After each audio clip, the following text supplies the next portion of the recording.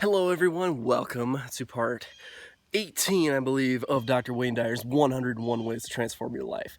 Part 18 here is a pretty good one. It's about thinking globally instead of thinking locally. So he's saying, in the eyes of the loving present, the universe, the subconscious mind, etc., in eyes of all that, there are no favorites. That just like we were talking about last time, treating thy neighbor as thyself, putting that out to the world and to other people. He's now saying, think globally. Think about this global stuff. So this one just immediately makes me think of economic kind of stuff.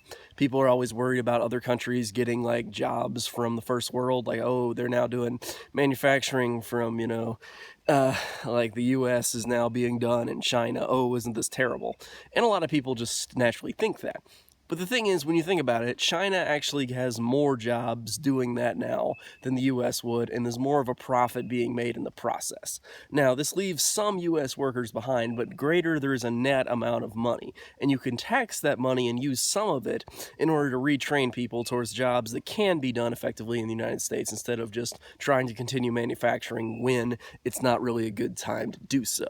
That's naturally what I think of when I think of global. I think of a global economy just because, I like economics and stuff like that, but it's super interesting when you start to think globally, think about all the people in the world, and think about how much love we all have to give to everybody in the world.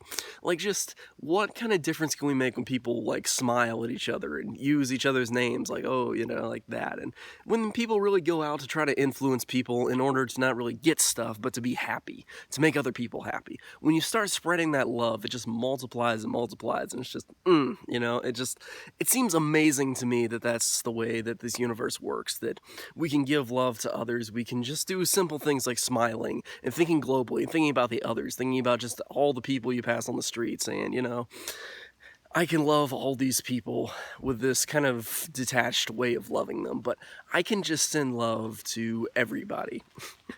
Getting a little rain here now, but that doesn't bug us.